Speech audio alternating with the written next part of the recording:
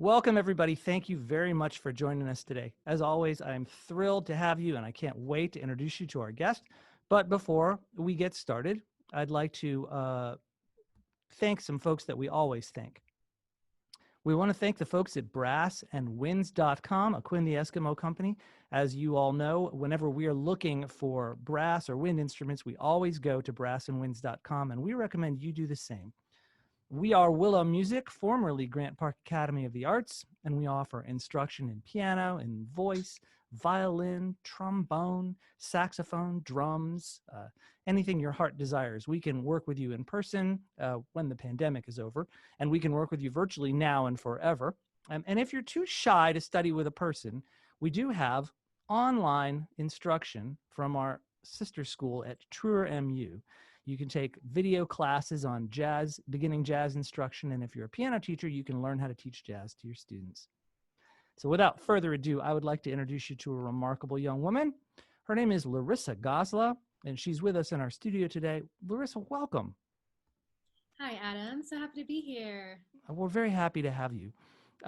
I found out about you through Bree Noble. You're one of the remarkable women that Bree Noble has helped along the way, and we're really happy to have you here today. Would you please tell us, I'll start by telling the folks at home a little something about you. You are a remarkable songwriter and producer. You also do work with people on finding their true voices, helping them in that way, and you also write songs for people. Have I left anything out? Yeah, that's pretty much it. Really just the vocal empowerment is the main thing. And then I offer a couple other music programs. I have a program called Drum and Song Academy. So kind of branches off of that. But the main thing is really about the voice as a transformational process through singing. Okay. Well, tell us. I always like to start with our people's stories. Now, there isn't a whole lot of information biographically about you online.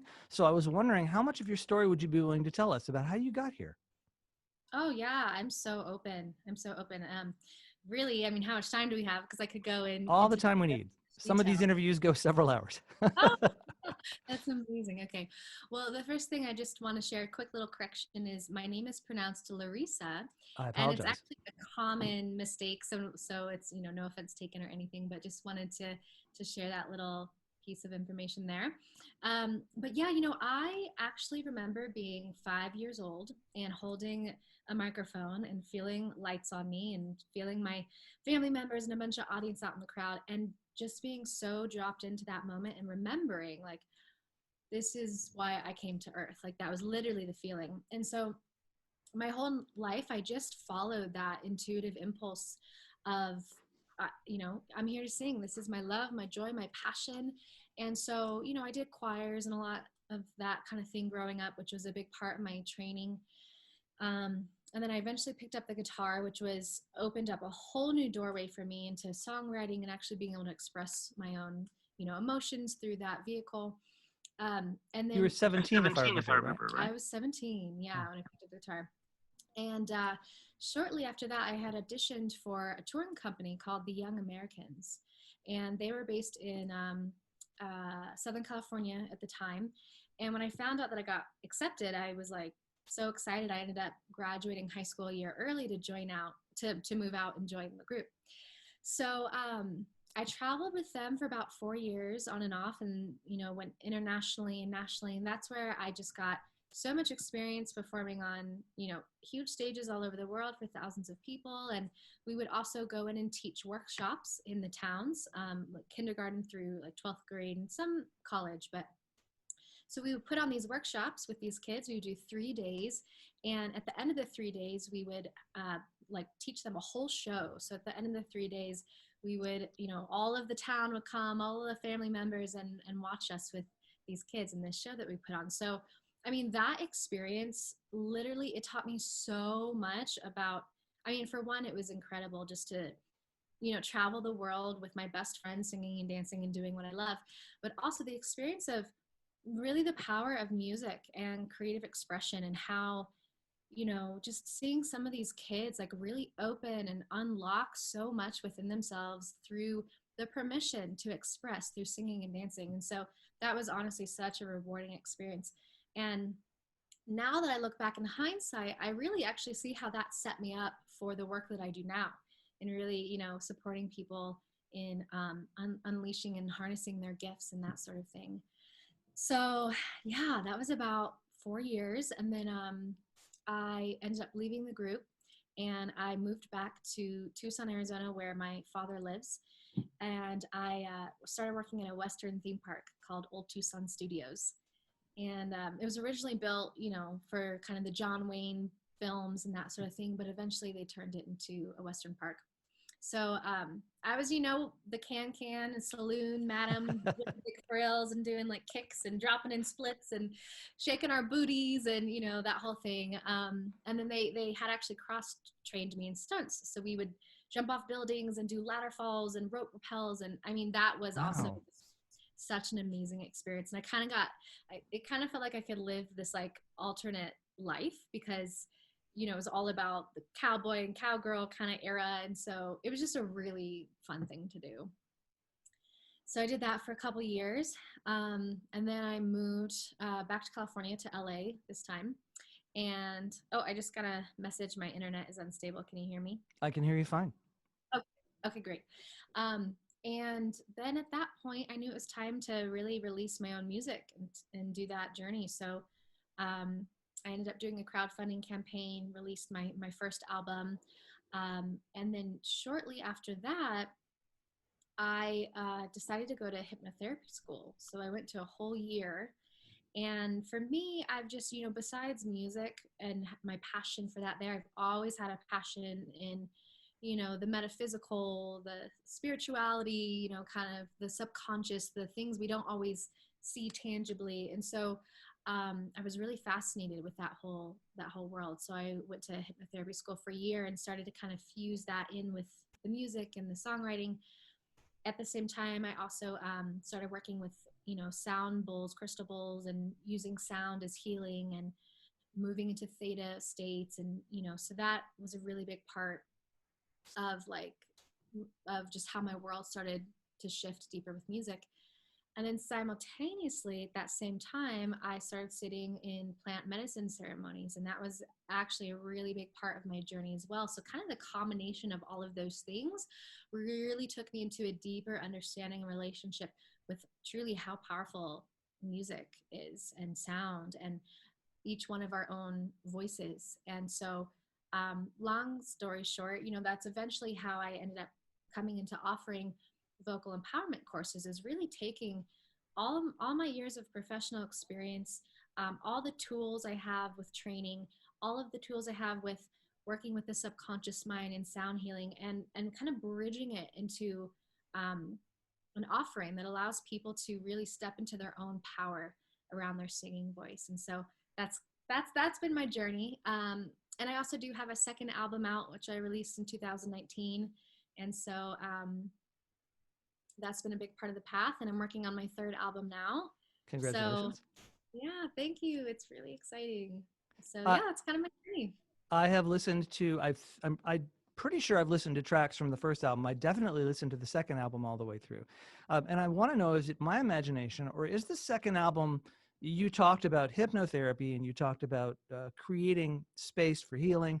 The second album seems more centered on creating that sound that's going to uh, more of a healing sound in your voice, maybe a more of a I don't want to say mesmerizing because it has a negative connotation to it, but a kind of a a trance state thing. Is that my imagination, or is your second album more like that? Yeah, well, actually, that's really beautiful to hear. And I would say it is that way, and not even necessarily on purpose, but just because who I was and am, and when I was recording that album, really had that deeper connection. So um, if that came through, amazing. And my first album was, I see myself as like I was a little baby then. There's still How a many lot years more. separate them? 4 or 5, I Okay. believe. Yeah, So you feel like you grew up a lot in those few years. I did. I Yeah. definitely. Yeah. Do you want to talk So, about that at all, or is that too much? oh, I'm an open book. Yeah, I am Well, happy to I'd talk like to. about. 4 years is a fast time to grow up a lot, and I'm just curious about what was your journey between those two albums that brought you to a place where you felt not only the need to heal yourself, but the need to heal others.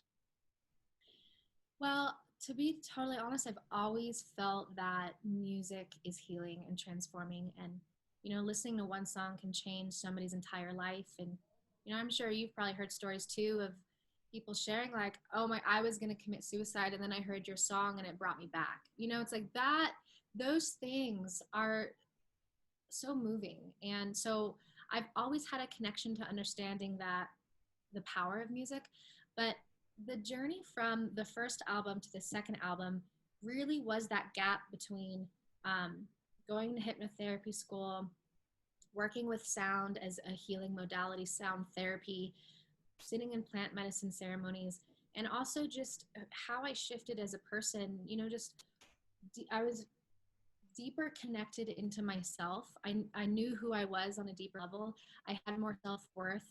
And that impulse to make a positive impact with music was so much stronger because I had experienced so many different levels and layers of how music can really heal us from the inside out. You mentioned in another interview that you had been in your own way with a lack of belief in yourself and your songwriting. Was that in play in the first album, or did the first album at that point you had already overcome that? A lack of, did I mention that here? No, not in this interview, but in another interview, you mentioned something to that extent that you were in your own way. Huh. I don't remember what interview that was, but was I referring to my first album? I don't know. That's what I'm asking. So you had Oh, said that you said you were I was in my own way with a lack of belief in myself and my songwriting. And I can tell you later which interview that was if you like, but you had said that. Does that no longer resonate with you? You don't think it's true anymore?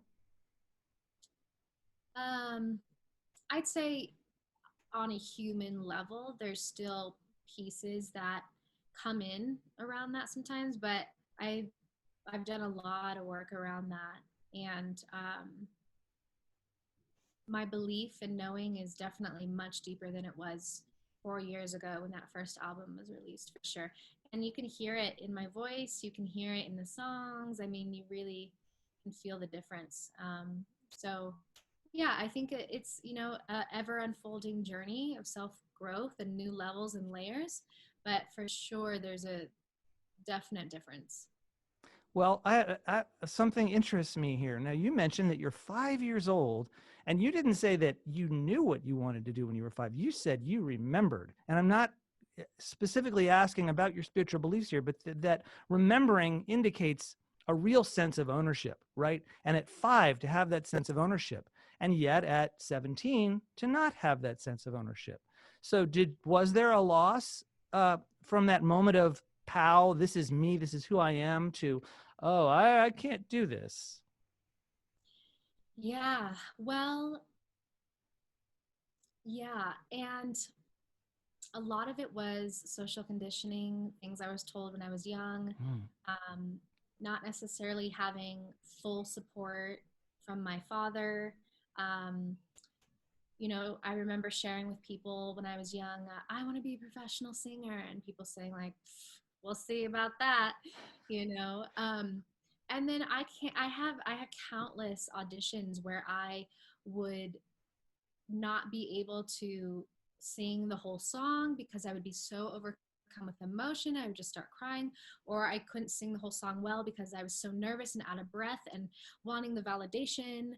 And so, that I think kind of pulled me down time after time. And I think honestly, that's part of my journey here was to experience all of that, to actually come back into the remembrance that anything is possible, all things are possible, and to know who I am and know the gifts that I have, and honestly, we don't need to be famous celebrities to make an impact, and that is something that's also I think just really powerful to know. That's really nice. One of your defining characteristics I find is there's a real vulnerability to your sound. And as you say, you've come to this interview, I'm an open book. You make yourself very vulnerable. And that is a very hard thing to do, especially if you're very sensitive. You talk about not being able to finish an audition because you're crying. I can totally relate to that. I understand. Professionals those professionals that are in touch with their feelings, some people, of course, can just whip stuff out and just get through it, and they sound great, and they don't really have to attach themselves to it. They just sound good. But for those of us that really care, and that feel deeply, it can be very difficult to get through those things. How have you negotiated making yourself vulnerable and yet keeping yourself safe, both in a performance setting and in your life? Hmm. Well, to be totally honest, it's actually a really beautiful thing to receive because I definitely have not been like that. In fact, I'm pretty like, I've felt a lot more safe being someone who actually holds it all together and, looks like I've got it all down. And so, actually, hearing you say that is a really beautiful thing to receive because I actually have changed my whole relationship to vulnerability. And I see vulnerability as actually strength and courage. And I see vulnerability as human connection. We really, that's what so much of us just want, is to feel like we see each other, understand each other, get each other. And I feel like we can do that deeper on a more profound level when there is actually a more vulnerable, authentic expression. So um and I love, I love now sharing who I am and what I've been through, and as a way to inspire others. And so, yeah, thank you for that. Oh, you're welcome. It's just what comes out. I mean, it really does appear. Especially, I feel more vulnerable listening to you sing because you're not hiding anything in your voice. You're looking for the purest place you can sing from. It feels to me as you sing. Yeah, thank you for that so much. And really, that's something that I work with so many people around, because the truth is that no one can hide when they sing. And if you are trying to hide, then people feel that, right? And you feel that. There's a dissonance, there's a inauthenticity, there's a trying to be something that you're not. And so that's why I think, the voice and actually sharing and being an artist and singing is so vulnerable, and has been for me and for so many people, because you literally cannot hide when you sing. It will reveal everything.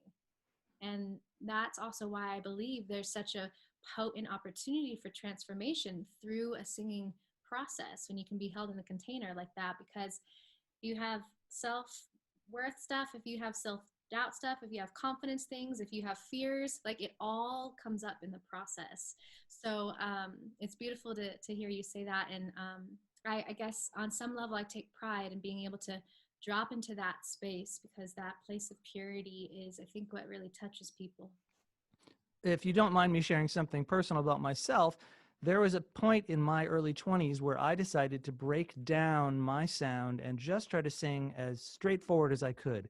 Forget about stylisms, forget about trying to sound like anything, just singing as I was. And it was many years before I slowly began to bring style back in, like, how do I want to sing this time? I realized I had options. How do you teach your students to negotiate between singing from your soul and also having choices as a singer? Mm-hmm. It's the relationship that each person has with their own expression. And so for me, it's really about guiding people into that feeling first. And of course, we learn a lot through emulating and through hearing, oh, here's what we can do, and that sort of thing. But when it comes, as if it's, and here another word for it would be a sense of ownership, right? Because if you're owning the sound that's come through you, then it's coming through you authentically. And so there's a difference there when you're trying to Mm. force a sound and you're trying to force a style. And then when it comes from a place of like pure authenticity, because you're in connection with the feeling. So a lot of it is really about that. And I believe in the marriage between the technical training and, I like to call it embodiment training.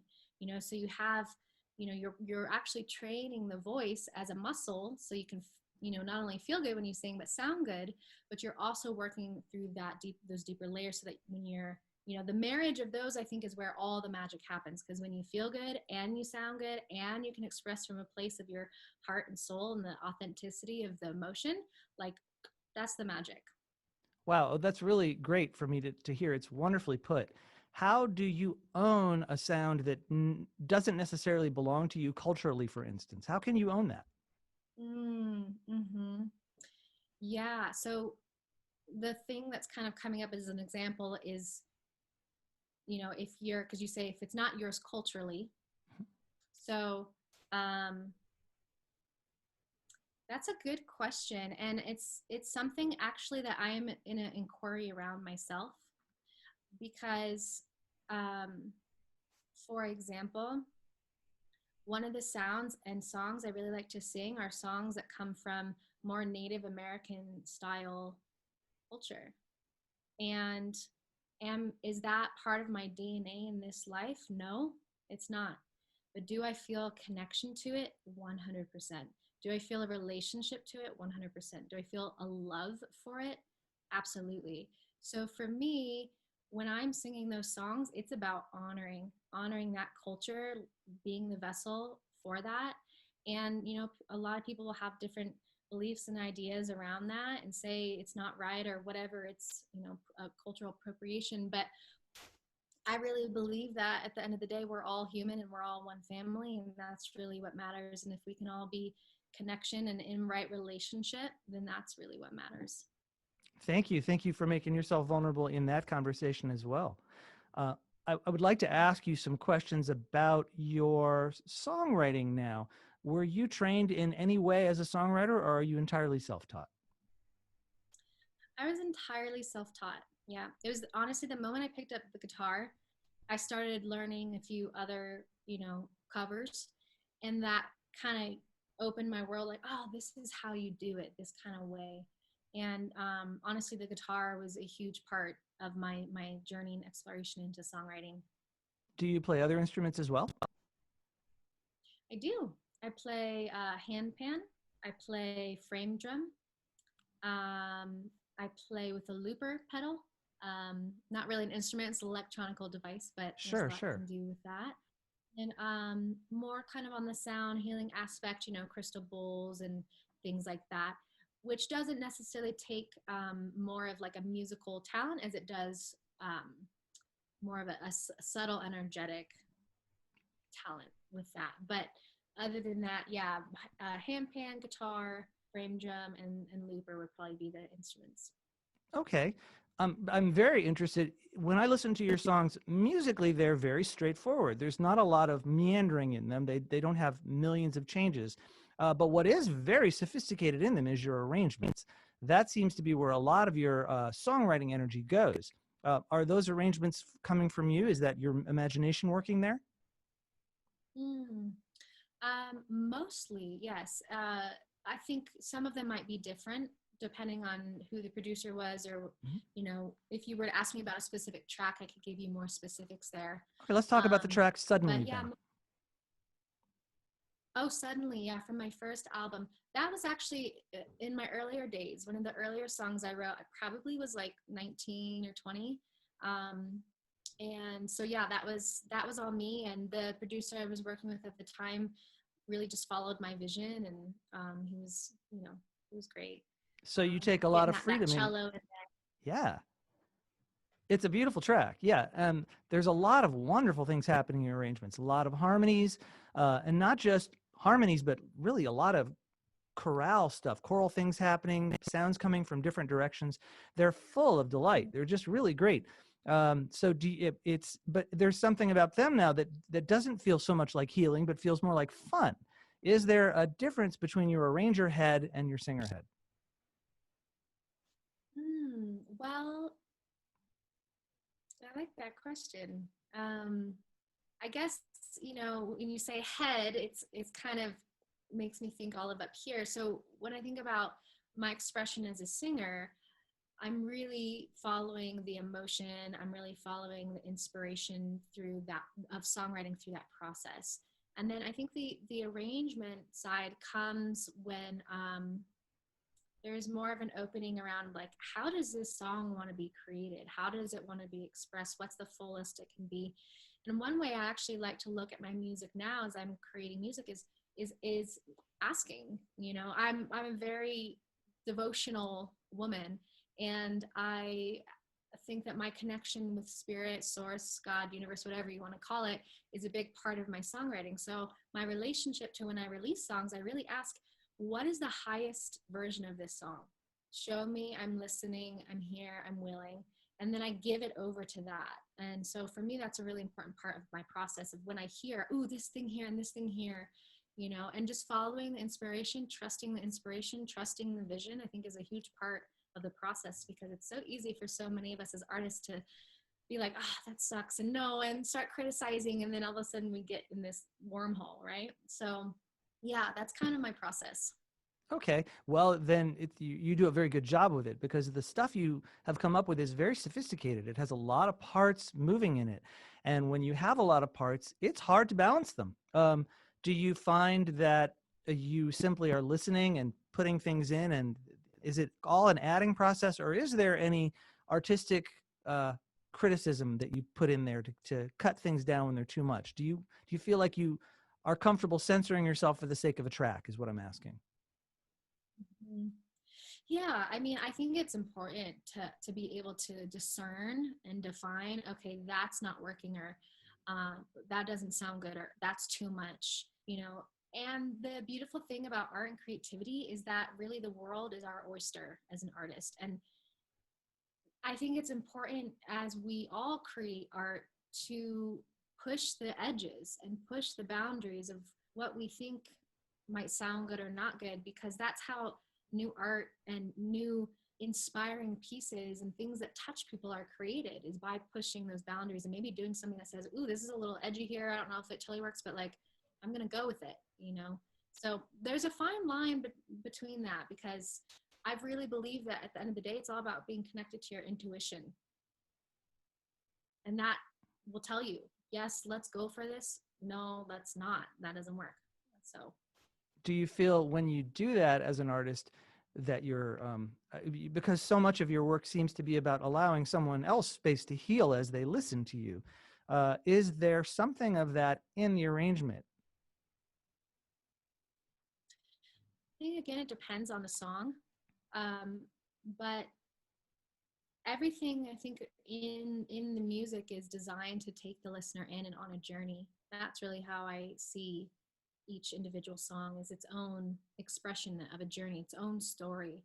And of course, that can invoke different things for different people and take people into different places. And um, so, yeah, it's all connected. When you are working with people one on one, doing your thing with their helping them to heal through their voice, does it resemble your songwriting process in any way? Hmm. I guess it would resemble it in the way of really guiding people into their own unique expression. Um, because I think the power is in letting them find the way, opposed to me saying, this, here's what to do as an artist, here's how you make it, make a song, make a whatever. I really like to help have people find their own answers, and of course with the guidance that I offer. But I'd say in that way it resembles itself, of just that connection of their connection to themselves, their connection to spirit source, or whatever relationship they have there. But it just comes down to the feeling, and allowing that feeling to be a vehicle of the expression. Do you feel that when you're writing songs, taking it from the other direction, that that you do allow yourself to get out of the way of the listener, so that it's not all about you and your cleverness, and they have room to go in? So ask that one time, when I'm Sure. songwriting. So you say that as you are working with people, you're making sure it's not about you, that you're giving them space to have their journey, and you're just facilitating that journey. So is that possible as a songwriter too? When you're putting down something that's pretty much concrete, it's going to be what you put it. You can't change it as they're listening and say, "Oh, I see you need more treble." You can't do that. So how can you write a song and leave room for people in that song when you have to make decisions? So how can I write a song and leave room in that song? Or any of us, how can any of us do that essentially? How do you write songs and yet leave so much room in there for people to find themselves in the song? Mm, mm-hmm.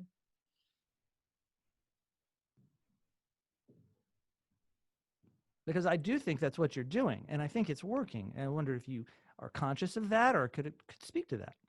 Mm-hmm.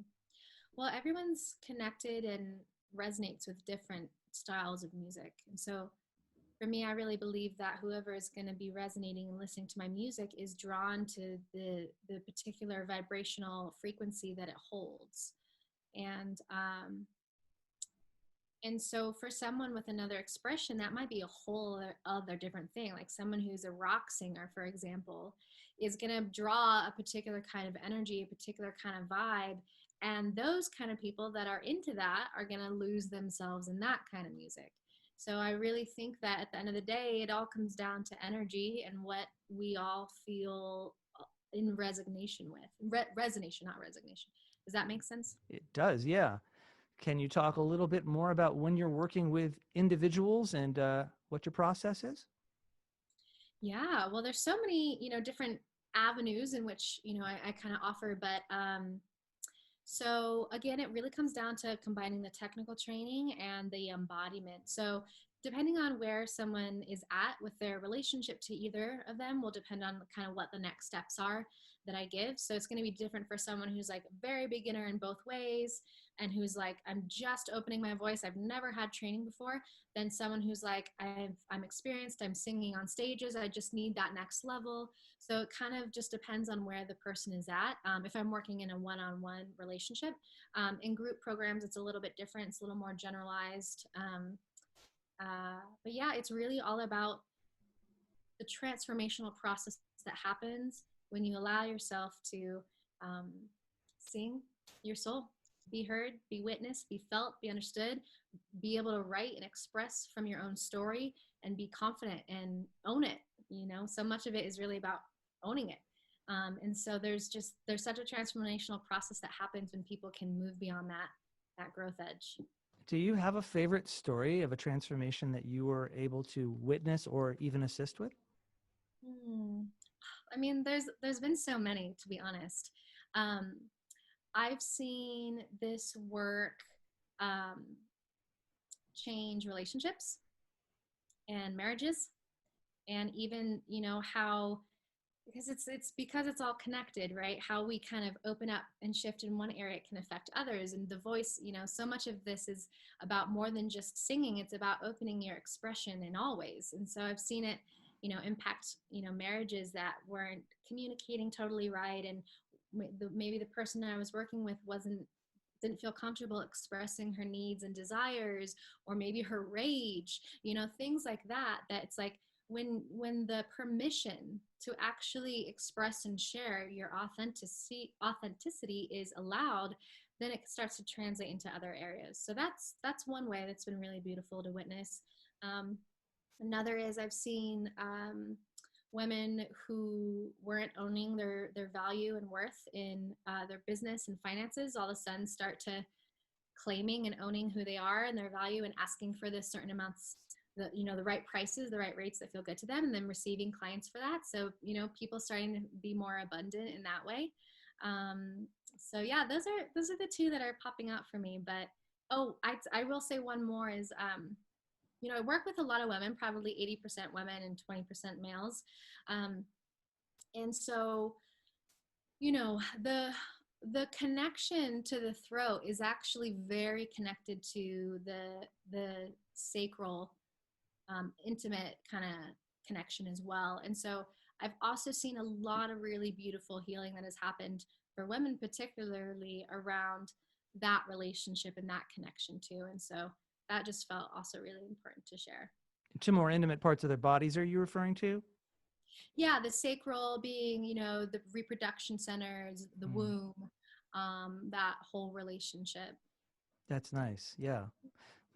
So you've got many years ahead of you, God willing. Where's your journey taking you? Where do you feel you still need to heal? Where do I need to heal?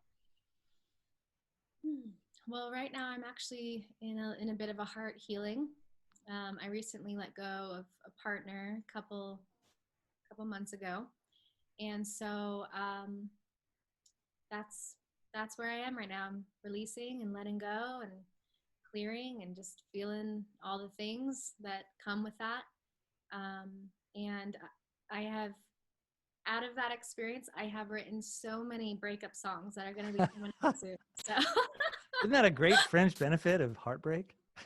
Totally, totally. That it's like love songs will never get old, breakup songs will never get old, you know. That's right. I guess what I was asking, if you don't mind me asking a little more, if you have any big thoughts about maybe healing was the wrong word. Where's the learning for you in the next 10, 20 years? Yeah. Well, that's a big question. Because 10, 20 years, I mean, gosh, so much can happen and so much can change. But for me, my the pole in my life is music, and I see myself with continuing to release songs, continuing to release albums, and I could definitely grow deeper into um, more, I guess, influence would be the word. You know, thinking of how big the world is and how my bubble is, I can absolutely see myself reaching more people with my music and growing deeper into that. Reaching more people with the coaching, growing more into that. So for me, I just feel so connected to that path that I know that it's just about expanding that opposed to having something different. But I'm currently working on my third album, which is going to be an album that's even more centered all around healing and celebration and, you know, all of that. So, yeah, that's kind of the next wave that's coming out. That and like the breakup songs. Great. Yeah. Well, so if folks are watching and they'd like to work with you and improve their connection to their voice or would just like to hear your music, where can they go? Yeah, absolutely. So I'm on Spotify. It's a great way to hear both of my albums and, you know, another single that I have out. And YouTube, you're going to get different things actually in different places. My website has things that the other places don't. YouTube has things that the other places don't. But, you know, I'm all over the internet. You can just search me and find me there for music. Um, and I have actually kind of two different websites. But larisagoslemusic.com is where people can actually reach out to me directly. I have a contact form on there and hear music and other things. And then some of my programs are going to be on a separate thing. And it just kind of depends on what's open and launching and, you know, what's available. But definitely my music website is a great way to reach out to me if someone is interested in, hey, what are the programs that you're offering right now? And, you know, how can I get a part of your world? Then that's a good way to go. Larisa Gosla, thank you so much for taking the time to talk to us. Thank you. Thank you, Adam. Yeah, such a joy to be here. It's been a pleasure. And we want to thank you also, audience, for joining us today. It's always great to share these fantastic people with you. If you have any questions for me, you can reach me at adam@willowschoolga.com. If you want to know more about our guest or where you can find her or get a link to her information, please like our videos, continue to watch them. We'll be talking to one of Billy Joel's early drummers. That is the most exciting interview we've done in a long time. We can't wait to share that with you. So we will see you next time. Thank you very much. Have a wonderful day.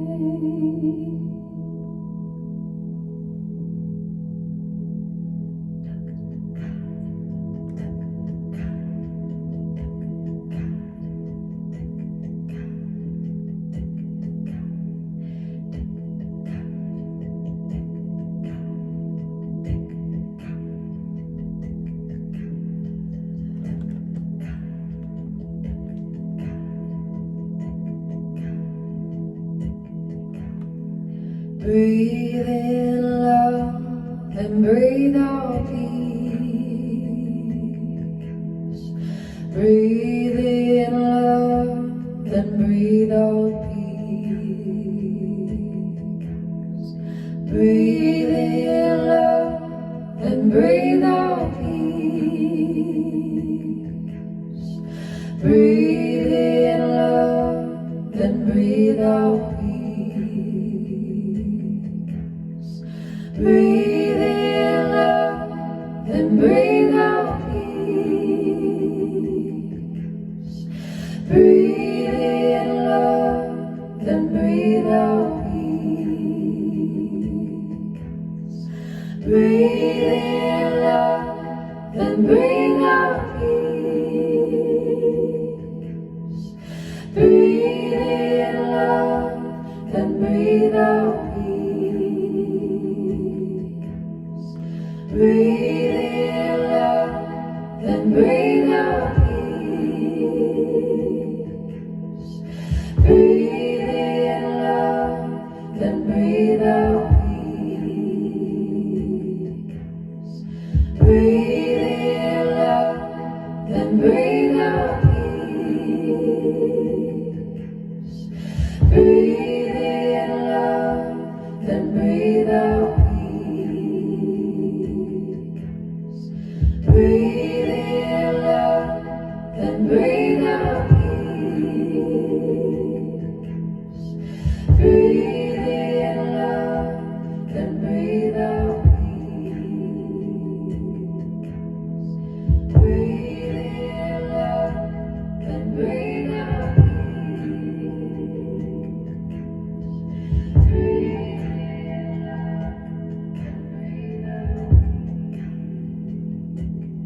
Yeah, my, yeah, my,